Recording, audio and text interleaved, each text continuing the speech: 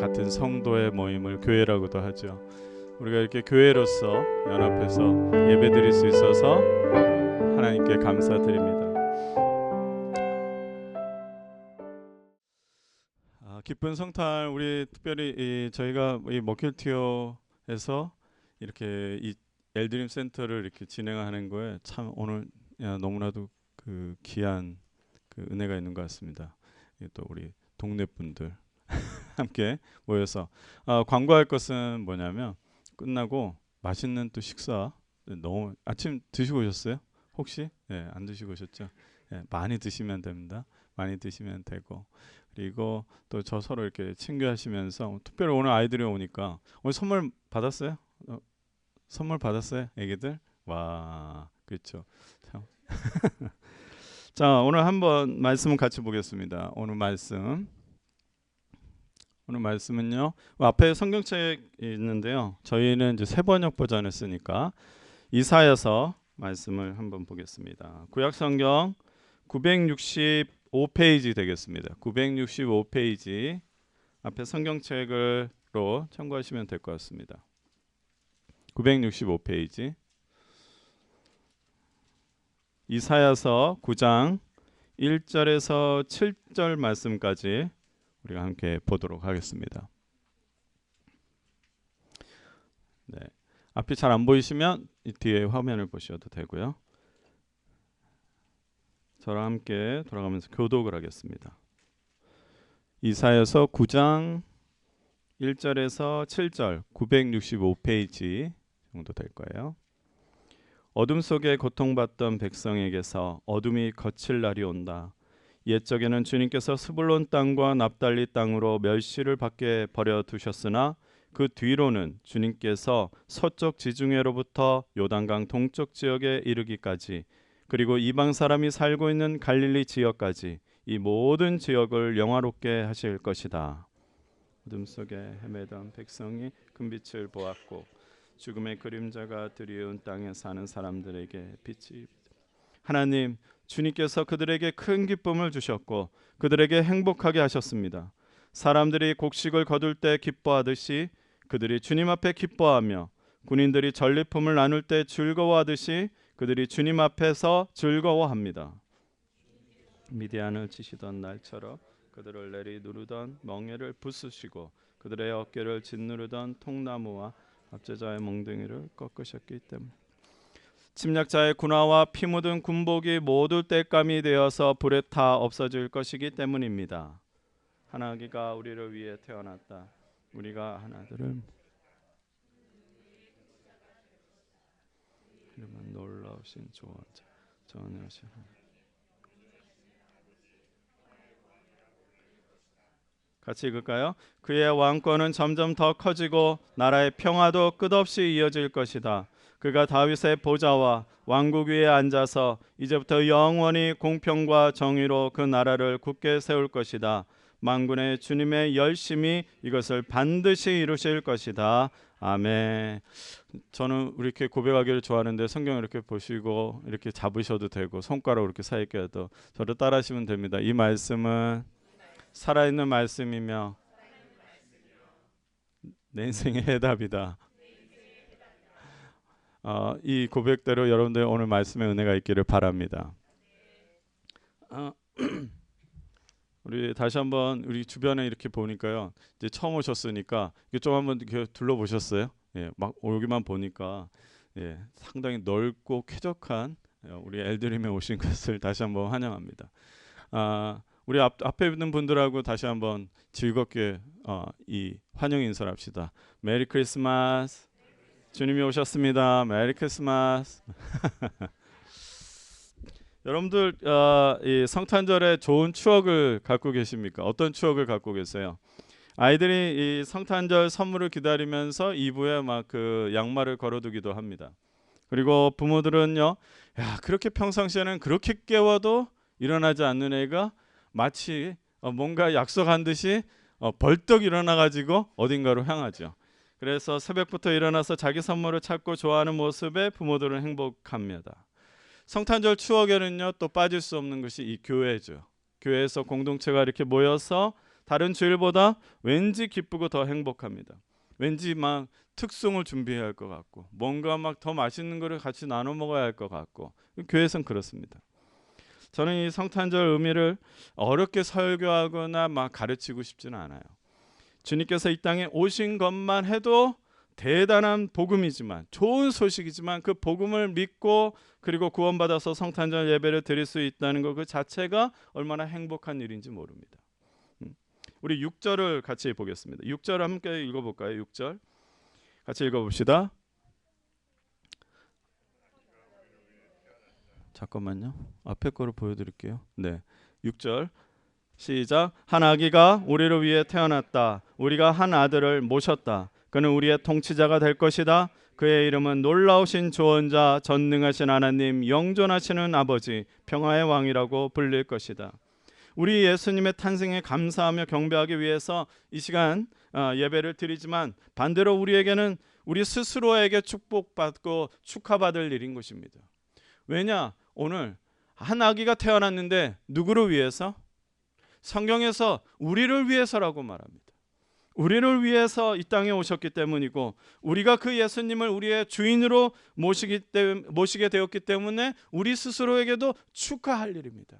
그래서 우리가 성탄 감사 예배인지 성탄 축하 예배인지 우리가 명칭 어려운데 올려드릴 때는 성탄 감사 예배고 그리고 우리가 이것을 누리고 있었다는 것이 축하할 일입니다. 여러분 구원받아서 축하할 일입니다. 여러분들을 위해서 주님이 오셨다는 것은 정말로 축하할 일입니다. 앞에 분들하고 다시 한번 인사하세요. 예수님이 당신을 위해서 태어나셨습니다. 우리를 위해서 태어나셨다고 성경에. 그리고 그대로 그렇게 하신 것을 우리가 믿고 우리 지금 이 자리에 있는 것입니다. 성탄절 예수님이 이 땅에 육신을 입고 태어난 놀라운 사건입니다. 예수님의 이 탄생 이야기는 그래서 이 마치 드라마 같이 놀라운 장면들이 있어요. 첫째는 마리아가 정말 이 성령으로 임신을 하게 되는 것. 또 천사가 찾아와서 요셉을 잘 설득을 해주고 이끌어주는 것. 그리고 이 별빛을 따라서 아기 예수를 찾아온 동방박사들. 그리고 천사의 소식을 듣고 달려오는 목자들. 그런 장면들이 많이 있어요. 모두 성경에 기록된 장면입니다. 이 드라마 같은 이야기는요, 하나님께서 사실 이미 다 말씀하셨어요. 이미 작가, 극본이 그대로 있었습니다. 베들레헴에서 태어난다. 그리고 구유에서 낮고 낮은 모습으로 오신다. 이것이 하나님께서 이미 다 짜여진 각본대로 지었는데, 그리고 더 구체적인 것이 오늘 본문 말씀 이사야서 9장 말씀에 그것을 보여주고 있습니다. 이사야 선지자는 장차 우리에게 오실 메시아라는 말과 그리스도라는 말이 헷갈리죠. 메시아는 히브리어로 구원자, 그리스도라고 해서 헬라어로 그리스도. 이해가 되시죠? 그래서 모두 구원자라는 거예요. 구출해내고 건져내시는 사람, 그것을 메시아 그리스도라 그래요. 근데 이사야 선지자가 활동하던 이 당시에는요, 이스라엘 백성들이 너무 영적으로 타락했어요. 그래서 하나님은 당연히 공의의 하나님이시기에 심판을 경고하셨습니다. 그러면서 죄악에 건져낼 그 구원의 방법도 오늘 이렇게 말씀을 하신 겁니다. 오늘 본문 그리스도 메시아 되시는 예수님께서 이 땅에 이루시는 일들이 무엇인지 말씀하고 있는데 그 첫 번째가 뭐냐면 바로 구원이에요. 따라합시다. 구원. 주님이 하실 일은 첫 번째로 구원입니다. 1절을 보니까 막 여러 땅이 나오죠. 막 스불론 땅, 납달리 땅, 석조 지중해 요단강 동쪽 갈릴리 지역. 그러니까 이것을 읽으면 우리가 어디가 어딘지 잘 모릅니다. 그러겠죠. 근데 사실요, 이 땅은요 같은 지역이에요. 어디 지역이냐면 여러분 우리 신약 성경에서 그런 얘기를 많이 갈릴리 지역 이런 거 들어보셨어요? 갈릴리 호숫가 지역 이런 거 많이 들어보셨죠? 바로 여기가 갈릴리 호숫가예요. 갈릴리 지역을 말하는 거예요. 같은 지역을 다르게 역사적으로 다르게 말한 것이 바로 이것입니다. 갈릴리 지역은 어떤 지역이냐면요, 북쪽 지역이라서 이 잦은 이방인들의 침입이 많았어요. 침입이 맞으면 정령도 당하고 다시 찾기도 하고 그러죠. 그럼 점령을 당하면 그 이방인의 문화가 오염이 되는 거죠. 그러니까 많이 오염됐다고 해서 이스라엘 사람들이 얼마나 멸시하고 조롱했는지 모릅니다. 순수하지 못하다고. 그 지역이에요. 그런데 여러분, 예수님이 어디에서 태어나셨죠? 베들레헴에서 태어나셨어요. 그런데 그의 부모는 어디에서 살았느냐? 갈릴리 나사렛에서 살았다는 거예요. 후진 지역에서 살았어요. 지금 여기서 말하는 말씀 1절부터 무엇을 말하고 있어요? 예수님은 어디에서 시작하시냐? 예수님의 구원의 사역이 어디서부터 시작했는지 말해주고 있는 것입니다. 1절을 보니까 갈릴리 지역에 대한 표현이 다 부정적이에요. 어때요? 어둠 속에서 고통받았다. 멸시를 받았다. 또 2절을 보니까 어둠 속에서 헤매고 있다. 죽음의 그림자가 막 드리운 땅이다. 이렇게 말을 하고 있어요. 그러니까 이 갈릴리 지역의 사람들만 말하는 것이 아닙니다. 바로 우리 지역도 그런 것입니다. 이것도 마찬가지입니다. 멸시가 있습니다. 고통 속에 있습니다. 어둠 속에서 헤매고 있습니다. 우리 역시도 그러고 있지 않습니까? 그러나 그런 땅에 메시아가 오심으로, 그런 땅에 예수님이 오심으로 우리 모두 구원되리라는 이사야 선지자 예언을 하고 있는 것입니다. 1절 끝 어떻게 보세요? 어떻게 구원하세요? 1절 끝에 한번 보실래요? 1절 끝에 이 모든 지역을 영화롭게 할 것이다. 이 모든 지역을 영화롭게 할 거다. He has made it glorious. 갈릴리 지역을 영화롭게 한다는 말은요, 원어적으로 영화롭게 한다는 말은 이게 번역을 영화롭게 예쁘게 한 것인데 무겁게 한다는 거예요. 비중 있게 한다. 중요하게 만들어 버린다라는 거예요. 사랑하는 성도 여러분, 우리가 있는 곳을 하나님께서 중요하게 만드실 수 있습니다. 우리가 있는 곳은 하나님에게 중요한 곳입니다. 여러분들 안에 성령님이 계시고 여러분들은 중요한 분들이십니다. 그래서 주님이 여러분들을 위해서 십자가를 감당하신 이유가 여러분들이 중요하기 때문입니다. 여러분들을 영화롭게 하기 위해서 그렇습니다. 2절을 함께 읽을까요? 2절 같이 읽읍시다. 시작. 어둠 속에서 헤매던 백성이 큰 빛을 보았고 죽음의 그림자가 드리운 땅에 사는 사람들에게 빛이 비추었다. 방법이 뭐예요? 하나님의 빛을 비추시는 겁니다. 예수님께서 요한복음에 나는 빛이다 그랬어요. 세상의 빛이다 그랬습니다. 사람들이 빛을 먼저 보게 됩니다. 보게 돼요. 그리고 그 그림자가 그리운 땅에서 빛이 비춰진다는 겁니다. 여러분, 이 말은 뭐냐면 사람들이 빛을 보고 비춰진다는 것은 실체가 있다는 거예요. 실제적으로 여러분들에게 빛이 비춰지고 빛이 여러분들을 통해서 인도하고 계신 줄로 믿습니다. 복음이 선포되는 곳, 예수 그리스도를 인정하고 찬양하는 곳, 성령님의 임재가 가득하고 사모하며 충만하길 기도하는 곳은 하나님께서 영화롭게 하십니다. 중요한 장소로 만드세요. 그 장소에서 하나님의 무엇이 일어날까요? 하나님의 다스리심이 일어납니다. 그리고 하나님의 놀라운 일들이 일어납니다. 그래서 그것을 우리는 하나님의 나라가 임했다라는 겁니다. 우리는 그것을 하나님의 나라라고 말할 수 있는데 예수님이 가장 선포한 것이 무엇입니까? 바로 회개하라, 천국이, 하늘나라가 가까이 왔다라는 거예요. 가까이 왔다. It hand. 그 말은 물리적으로 가까이 왔다는 것도 있지만요, 관계적으로 이해해야 합니다. 하나님 나라, 하늘나라가 회복되고 있으니, 지금 오고 있으니, 실체가 드러나고 있으니 회개하고 중요한 관계를 맺을 준비를 하라는 거예요. 그럼 메시아 예수 그리스도의 구원은 어떤 모습일까요? 3절 5절 말씀에서 구체적으로 선포되고 있는데 3절 5절 말씀을 이렇게 보시면, 잘 이렇게 보시면 이 센스가 있는 분들, 아니 한글을 이렇게 잘 해독을 하신 분들 보면은 예언인데 뭐뭐뭐 할 것이다, 뭐뭐뭐 될 것이다, 이런 문법적으로 미래형으로 나오지 않고 어떻습니까? 문법적으로 현재 완료가 되어 있어요. 다 이루어진 것으로 표현하고 있어요. 하나님이 예수 그리스도를 통해서 우리에게 큰 기쁨과 행복을 주셨습니다. 이미 주셨습니다. 마치 곡식을 거둘 때처럼, 전쟁에서 승리할 때처럼 기뻐하고 즐거워하게 해주시는 겁니다. 우리를 억누르던 멍에를 부수시고 자유를 얻게 하셨습니다. 왜 이렇게 다 이루어진 것처럼 현재 완료형을 말씀하셨습니까? 우리가 해야 할 것은 믿음뿐이라는 거예요. 우리가 해야 할 것은 믿음으로 받아들이는 겁니다. 하나님의 계획은 현재 완료형입니다. 뭐뭐 될 것이 아니다. 바로 이루어진 것입니다. 그래서 창조할 때도 있으라고 하십니다. 있을 것이다 라고 안 하고 있으라고 합니다. 그러므로 우리는 반드시 이루어진다는 그 믿음을 붙잡고 있어야 합니다. 여러분, 이 땅에 오신 예수님을 우리가 기념하면서 이 모든 것들이 이루어졌다, 다 이루어졌다라는 것을 꼭 믿으시기를 바랍니다. 이 예언의 말씀이 이루어졌다는 것은 우리 예수님의 모든 사역에서 알 수 있습니다. 예수님이 존재하심으로 이미 이루어졌어요. 이 땅에 오심으로 일이 이루어졌습니다. 무엇이 이루어졌습니까? 하나님의 말씀이 이루어진 것입니다. 예수님은 무엇보다 우리 죄악으로부터 자유롭게 해주셨고, 십자가를 통해서 죽음의 그 공포에서 우리를 건져주시고, 또 하나님과의 관계를 회복시키셔서 우리를 하나님의 자녀가 되게 하셨습니다.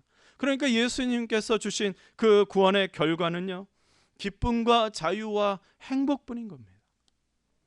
그래서 바울 사도는 구원받은 사람이 당연히 해야 할 믿음의 태도, 믿음의 삶의 자세는 뭐냐면 항상 기뻐해라, 쉬지 말고 기도하라, 범사에 감사하라. 이는 그리스도 예수 안에서 우리를 향한 하나님의 뜻이라는 거예요.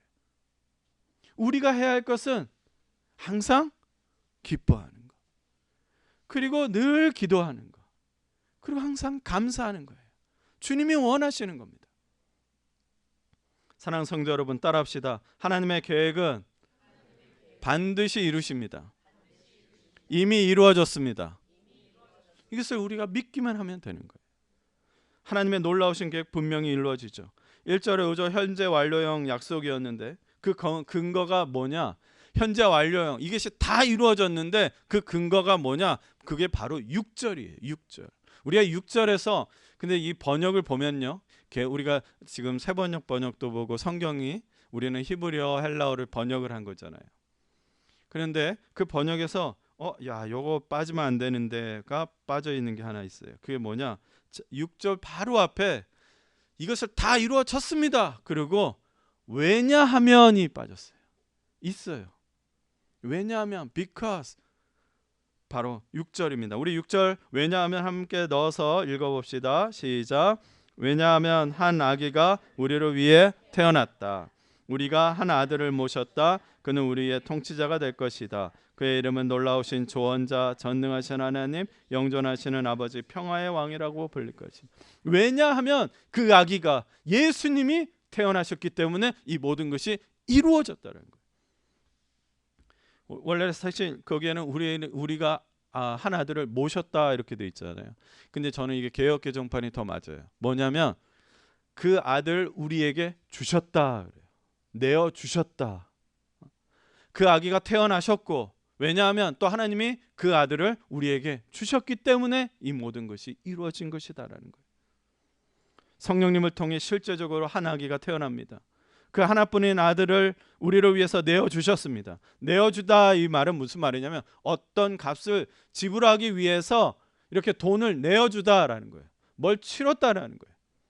우리 죗값을 대신해서, 이 죗값을 대신해서 치르기 위해서 예수님을 내주셨다라는 거예요. 하나님이 이렇게 하신 이유가 있습니까? 다른 이유가 없습니다. 그저 우리를 위해서 태어나셨고 우리를 위해서 내어주신 바 된 것입니다. 우리를 위해서예요. 다른 이유가 없어요. 왜? 주님 왜 이런 일을 하셨어요? 아니, 난 너를 위해서야. 너를 위해서. 다른 이유는 없습니다. 이것이 바로 하나님의 사랑이고 은혜입니다. 우리 모두 하나님의 사랑과 은혜를 받았습니다. 할렐루야. 아멘. 오늘 제가 말씀 제목은 이래요. 반드시 이루신 크리스마스예요. 하나님은 우리에게 이 땅에 예수님을 태어나게 하심으로 하나님의 사랑과 은혜를 반드시 이루셨습니다. 이 땅에 직접 내려오셨다는 그 자체가 모두 이루어진 거예요. 감히 어느 누가 그런 계획을 알았겠어요? 어떤 누구도 이런 계획을, 어떤 어두운 세력도 악한 세력도 예수님이 이 땅에 직접 내려오실 거라는 거 생각도 못했을 겁니다. 성탄절에는 아기 예수만 탄생할 수가 없어요. 탄생만 기념할 수가 없습니다. 여러분, 이 하나님은 예수 그리스도를 통해서 구원을 이루셨고 구원받은 하나님의 백성들을 모이게 하셨고 이렇게 예배를 통해서 영광을 받도록 하셨습니다. 우리 모두 교회가 되게 하셨습니다. 크리스마스는 정확하게 말하면 교회라는 말이에요. 크리스하고 마스는, 크리스는 그리스도를 위해서 그런 뜻이에요. 마스는 여러분 그 미사는 모임이라는 뜻이에요. 그리스도를 위한 모임을 크리스마스라고 그래요. 하나님은 이것을 이루신 겁니다. 성탄절은 아기 예수의 거룩한 탄생일이면서 모든 교회의 시작입니다. 그래서 이것이 중요합니다. 천사들이 양을 지키고 있는 목자들에게 찾아와서 이런 소식을 전합니다. 두려워하지 말아라. 나는 온 백성에게 큰 기쁨이 될 소식을 너희에게 전하여 준다.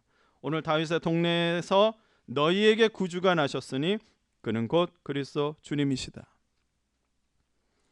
천사들이요, 온 백성이 기뻐할 소식을 전해주면서 예수님을 이렇게 표현했는데 뭐냐면 너희에게 구주가 나셨으니, 너희에게 구주가 나셨으니. 이해가 되십니까? 너희의 구주가 되셨으니. 복음을 받아들이는 사람에게는 예수님이 이제 주님이 되신다는 거예요. 구원자가 되시고 주님이 되신다니. 천사는 이 한 문장으로 복음을 다 전한 거예요. 너희에게 실제적으로 구원이 일어난다는 것이죠. 여러분 다시 강조하는데 6절에 번역상 무엇이 생략됐다고요? 왜냐하면이 빠졌다 그랬어요. 예수님이 우리를 위해서 태어나셨기 때문에, 내어주셨기 때문에 우리가 구원을 받았는데 메시아 예언은 여기서 끝나지가 않고 예수님이 이 땅에 오시면 이 땅에 존재하는 그 어떤 것도 가질 수 없는 것, 가질 수 없는 그 능력, 가질 수 있는 모습으로 오시는데, 그래서 그것이 바로 네 가지의 모습인데 놀라우신 조언자, 전능하신 하나님, 영존하신 아버지, 평화의 왕입니다. 여러분 오늘 이 비밀을 여러분들이 깨닫고 돌아가시기를 바랍니다. 예수님을 놀라우신 조언자라고 말합니다. 여러분 우리는 다른 사람에게 말하기 힘든 것들을 마음속에 다 담고 있어요. 그렇죠? 네. 말하기가 어려운 것들이 많이 있습니다. 내 마음을 후련하게 털어놓고 싶은 누군가가 있으면 참 좋겠다 그런 생각을 해요. 근데 선뜻 털어놓지 못해요. 왜 그렇죠? 이것도 소문이 날까 봐, 이것도 오해하면 큰일 날까 봐, 이런 생각에 이 말을 잘 못합니다. 아내에게도 남편에게도 부모님에게도 털어놓지 못하고 사는 분들이 많습니다. 그리고 우리는요 그렇게 털어놓지 못하면서 살고 또 우리 스스로 능력을 해결할 수 있는 내 문제를 해결할 수 있는 능력이 없습니다. 다른 사람도 마찬가지예요. 다른 사람 문제 역시 해결할 능력도 없습니다. 그래서 우리는 다 같이 놀라우신 조언자 주님께 나아가야 합니다. 주님께 나아가야 합니다. 우리는 이렇게 교회 공동체 같이 모여서 나아가기 위해서 예배드리고, 그리고 서로를 위해서 기도하고 서로를 위해서 함께 사랑의 교제를 하는 것이죠. 또 예수님을요 전능하신 하나님이라고 말씀하는데, 왜냐하면 주님은 모든 것 위에 계시는 분이기 때문입니다. 주님에게는 불가능이 없어요. 전능하십니다. 제가 신앙생활을 하는데 너무 마귀 사탄을 의식하며 사는 분을 제가 만난 적이 있어요. 이분은요 말씀을 읽을 때도 많이 이렇게 졸리잖아요. 그러면 막 마귀 사탄이 방해하네 막 이래요. 또 기도를 하다가도 기도하다가 딴 생각이 들면은 마귀 사탄 떠나가라 이래요. 또 막 예배를 드릴 때도요 막 마음이 뭔가 이러면 마귀 사탄이 막 자기를 방해한다고 자꾸 얘기를 해요. 그러니까 마귀 사탄만 너무 의식을 하잖아요. 그러면 제가 볼 때는 어떤지 아세요? 예수님보다 마귀 사탄이 더 능력 있게 보이는 거죠. 마귀 사탄이 아무리 능력이 있어도 마귀 사탄에게 전능하다라는 말은 할 수가 없습니다. 왜냐? 전능하면 예수님이 이 땅에 오도록 못하게 막았어야 돼요. 예수님은 비록 비천한 모습으로 태어나셨지만, 조롱과 멸시의 갈릴리 지역에서 자라나셨지만 십자가의 모든 것을 이루셨고 죽음의 권세를 이기시고 부활하셨습니다. 사랑하는 성도 여러분, 전능하신 하나님 예수님의 이름으로 승리하십시오. 예수님의 이름으로 기도하시고 예수님의 이름으로 찬양하시고, 우리의 능력은 부족하지만 전능하신 예수님이 우리를 위해서 모든 것을 이루신다 믿고 예수님의 이름으로 나아가십시오. 예수님은 영존하시는 아버지입니다. 영존하다라는 말은 영원히 존재한다, 그런 말이에요. 근데 영존하신 아버지라고 그랬어요. 그러면 이 단어는 관계적으로 이해를 해야 합니다. 여러분은 아버지가 어떤 분이세요? 아버지 어때요? 우리 아버지 어떤 것 같아요? 째려보지 말고 우리 아버지 어때요? 우리를 키우시기 위해서 열심히 일하느라 우리와 좀 많이 시간을 같이 못하시는 아버지? 아니면 내가 필요할 때마다 항상 같이 계시는 아버지? 여러분들에게는 각자의 그 아버지의 이런 이미지가 있을 겁니다. 예수님은 우리를 위해서 언제 어디서나 함께 하시는 아버지가 되셨다라는 거예요. 저는 이게 얼마나 위로가 되는지 몰라요. 저는 늘 말합니다. 저는 하루아침에 나의 육신의 아버지를 잃어버려 봤으니 내 아버지를 찾기 위해서 내 마음속에 내 아버지를 떠나보낼 수가 없어서 얼마나 힘들었는지 모릅니다. 그런데 주님을 정말로 만날 때 주님의 첫 마디가 내가 너의 아버지가 되겠다. 그 말에 얼마나 하루 종일 울었던 것 같아요. 아버지는 자녀를 언제나 생각합니다. 때로는 자녀의 그 연약함 때문에 안쓰럽게 너무 생각하죠. 자녀도 밤잠을 못 자면 아버지도 잠을 못 잡니다. 또 자녀의 짐을 어디라도 대신 짊어줍니다. 저도요, 아무리 피곤해도 벌레 잡아달라고 하면 벌떡 일어나서 벌레 잡아줍니다. 막 여기서는 막 짜증 거 막 꼭 그걸 나중에 언젠가 바퀴벌레 모형을 하나 사갖고 훈련을 시켜야 하지 않나, 뭐 이런 생각도 해가면서. 아버지는 그래요. 일어나게 되더라고요. 사랑하는 성도 여러분, 우리 예수님은 언제 어디서든지 우리 곁에 계십니다. 마태복음 마지막 장 마지막 문장이 뭔지 아십니까? 마지막 문장, 보아라, 내가 세상 끝날까지 항상 너희와 함께 있을 것이다. 우리는 세상 끝날까지라는 것을요, 우리 개념으로 추상적으로 생각하는데, 여러분, 영원히 존재하시는 분의 개념으로 세상 끝이에요. 이해가 되세요? 영원을 생각하는, 영원을 알고 계시는 분의 세상 끝날까지라는 것의 약속이에요. 봐라, 한번, 네가 한번 봐라, 내가 이 약속을 반드시 지켜줄 거다. 또한 예수님은 마지막으로 평화의 왕으로 불리십니다. 평화의 왕입니다. 이 세상은 평화롭지 않습니다. 인간관계가 평화롭지 않습니다. 나라와 나라가 평화롭지 않습니다. 아내와 남편과 부모와 자녀도 평화롭지 않습니다. 교회 안에서도 평화롭지 않습니다. 선생과 학생도 평화롭지 않습니다. 이 세상은 이토록 평화롭지 않기 때문에 예수님이 오셔야 했습니다. 여러분, 평화의 왕이라는 것이 놀랍지 않습니까? 여러분, 평화의 반대말이 뭐예요? 평화의 반대말 많이 있겠죠. 불안, 염려, 걱정, 두려움, 시기, 질투, 미움, 다툼, 이 모든 것들, 이것이 반대말인데 이게 일어나는 장소가 어디예요? 우리부터 시작해요. 우리 안에서부터 시작합니다. 그런데 우리는 이것을 다스릴 힘이 없습니다. 오히려 이것들 때문에 마음이 뺏기고 이것들 때문에 건강도 뺏깁니다. 분노가 우리를 다스리고 걱정과 두려움에 잠을 못 잡니다. 불안과 염려로 우리는 거짓말을 하고 또 속이고 사기를 칩니다. 오히려 우리는 조종을 당하고 억압을 당합니다. 우리 4절을 같이 읽을까요? 4절. 같이 읽읍시다. 시작. 주님께서 미디안을 치시던 날처럼 그들을 내리 누르던 멍에를 부수시고 그들의 어깨를 짓누르던 통나무와 압제자의 몽둥이를 꺾으셨기 때문에. 여러분, 미디안 족속이 나오는데 뭔지 잘 모르죠. 미디안 족속은 이스라엘 사람을 얼마나 괴롭혔는지 몰라요. 정말 그때 이스라엘은요, 왕이 없었어요. 국가의 모습이 없었어요. 그러니까 막 너무나도 괴롭히는 거예요. 그럴 때에 기드온과 300용사, 이거 들어보신 적 있어요? 기드온을 중심으로 300용사가 이들을 나팔 소리와 빈 항아리를 깨가면서 이 어마어마한 미디안 연합군이거든요. 이것을 일순간에 섬멸해 버렸어요. 이 미디안 족속이 멍에를 씌우고 어깨에 막 통나무를 지게 하고 얼마나 괴롭혔는지. 그러나 사랑하는 성도 여러분, 예수님은 평화를 다스리는 왕입니다. 여러분, 평화의 왕이라는 것은 평화를 다스린다라는 거예요. 예수님의 계시는 곳에는 평화의 반대말들이 존재할 수가 없습니다. 우리 안에 요동치는 것들을 잠재우시고 우리와 함께 하십니다. 제자들이 풍랑이 있는 곳에 배를 타고 가고 있습니다. 근데 예수님은 피곤하셨는지 저 구석에서 주무시고 계세요. 풍랑이 너무 심해요. 막 배가 엎어질 것 같아요. 그러니까 막 제자들이 어땠습니까? 이제 안 되겠는 거야. 어떻게 할 수가 없어요. 진짜 죽을 것 같은 거야. 그래서 예수님을 흔들어 깨웁니다. 주님, 우리 좀 살려주십시오. 우리 죽게 되겠습니다. 그 장면에서 여러분들은 뭘 기억하세요? 우리가 잘 아는 것처럼 그 바다를 꾸짖으셔가지고 잠잠하게 됐더라. 이것이 중요한 게 아니라 첫 번째로 하신 일은 뭐냐면, 깨워서 짜증이 나셨는지 그건 모르겠습니다. 그런데 뭐라고 하냐면,